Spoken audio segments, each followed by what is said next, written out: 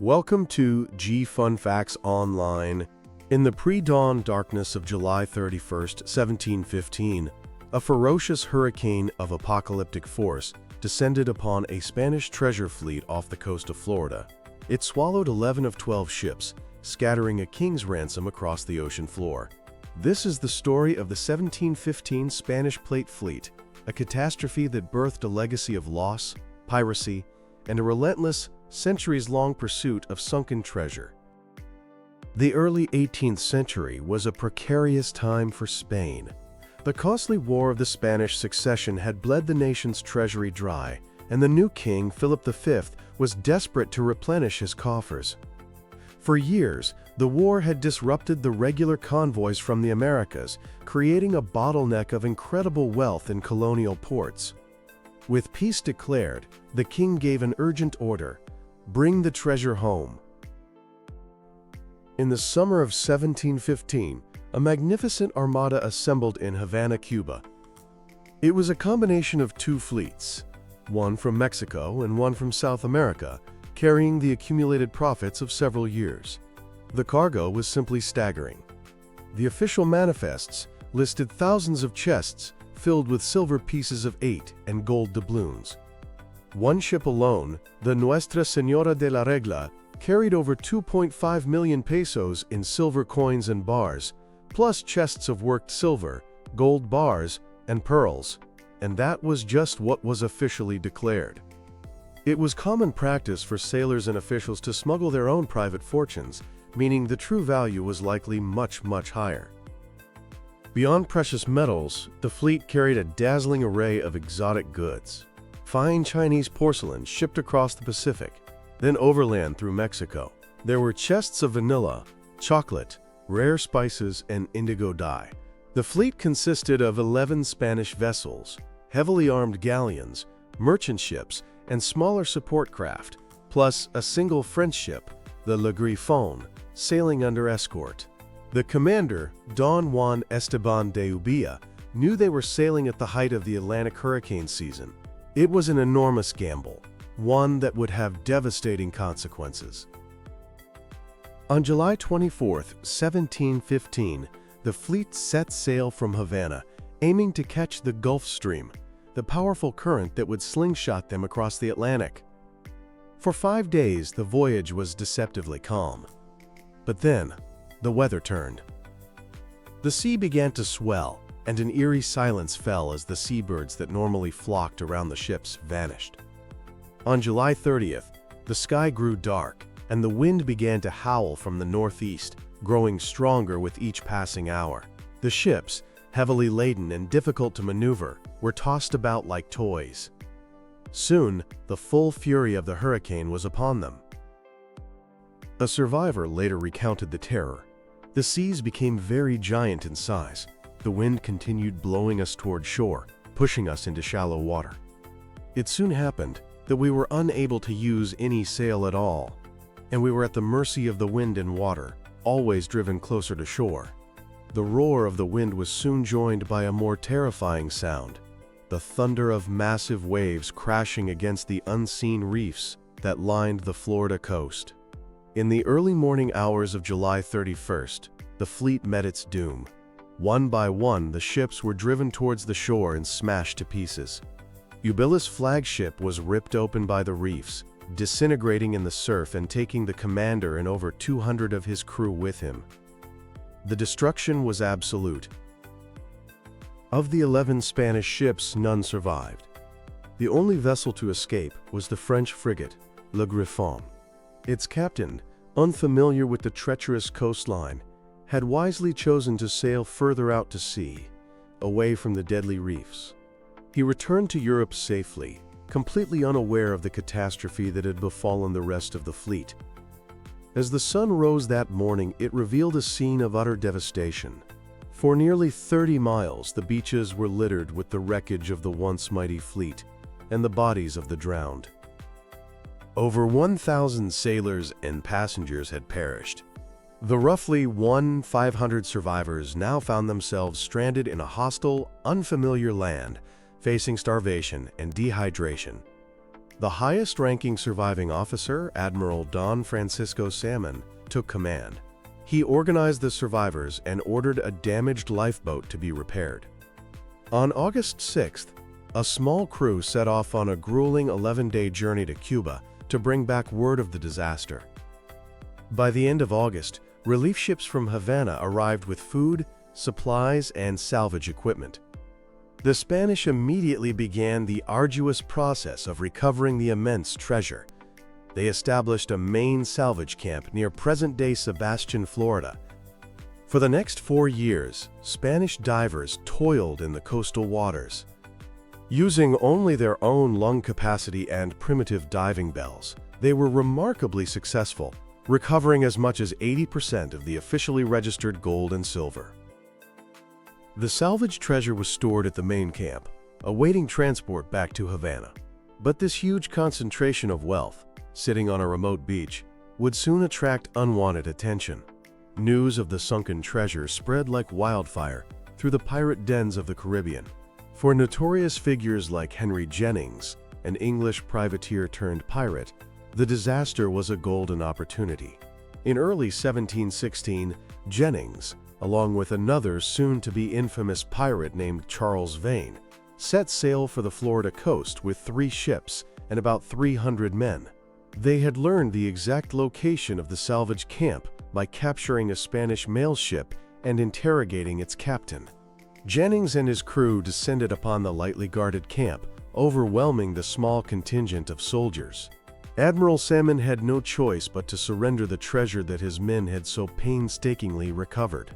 The pirates made off with a staggering haul of gold and silver worth around 87 pounds, 500 at the time, a colossal fortune. This audacious raid was Jennings' first official act of piracy. He and his crew sailed to the pirate haven of Nassau to divide their spoils, their success inspiring a gold rush as other pirates flocked to the Florida coast to try their luck. After the initial flurry of salvage and the brazen pirate raids, the Spanish abandoned their efforts in 1719. The remaining wrecks were gradually covered by the shifting sands of the ocean floor, and their locations were lost to time.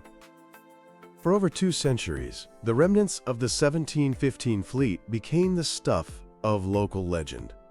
The story might have ended there, were it not for the curiosity of a man named Kip Wagner.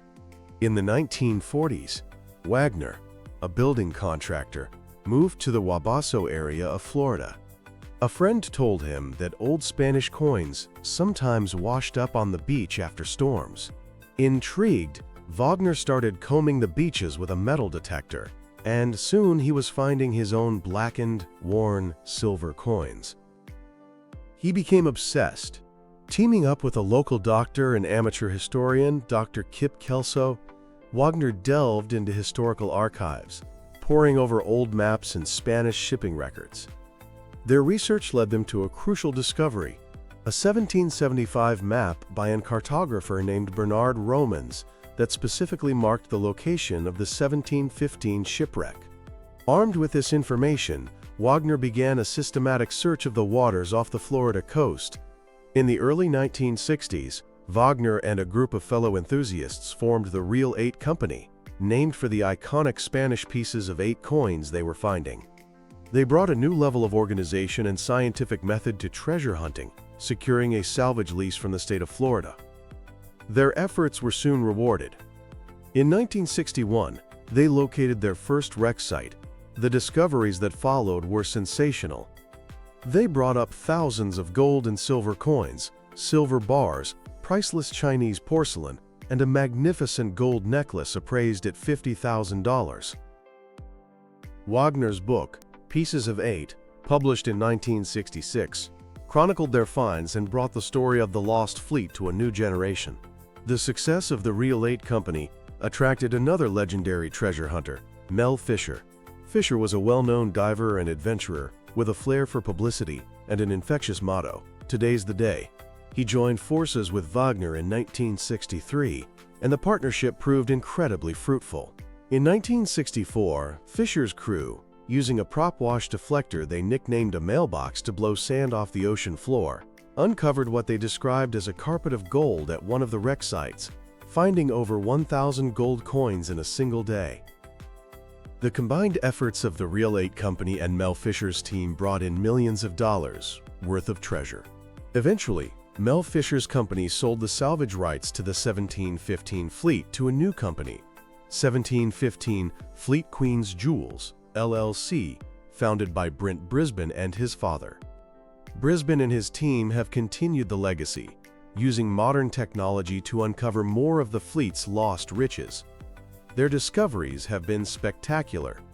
On the 300th anniversary of the sinking, July 31, 2015, Brisbane's crew found 350 gold coins worth an estimated $4.5 million. The find included 9 incredibly rare royal coins, which were perfectly round coins specially minted for King Philip V himself.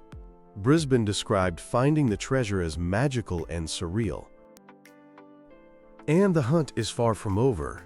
Brisbane estimates that there is still some $400 million worth of treasure waiting to be discovered. The wrecks are spread over a wide area, much of the treasure buried under deep layers of sand. As Brisbane says, it's like constantly searching for a needle in a haystack. But this incredible story is also entangled with complex legal and ethical issues.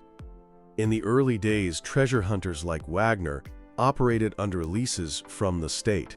But a legal battle between Mel Fisher and Florida over a different wreck, the Atocha, changed everything. Fisher won in federal court, establishing the principle of finders keepers for historic shipwrecks. In response, the U.S. Congress passed the Abandoned Shipwreck Act of 1987. This law gave states title to abandoned shipwrecks in their waters, allowing them to manage the sites for their historical value. Today, salvage on the 1715 fleet is done under permits from Florida, with the state having the right to claim up to 20% of the artifacts from museum collections. The world of treasure hunting isn't without its darker side either. In a recent case, a subcontractor for Brisbane's company was accused of stealing 50 gold coins from that incredible 2015 find. An investigation led to the recovery of 37 of the stolen coins, highlighting the ongoing challenges of protecting our shared maritime heritage. The treasures recovered from the 1715 fleet are more than just gold and silver. They are tangible links to a bygone era, telling the story of a vast global empire, the perils of the sea, and the human cost of ambition. Each coin, each piece of jewelry, each fragment of porcelain offers a glimpse into the lives of the people who sailed on that ill-fated fleet.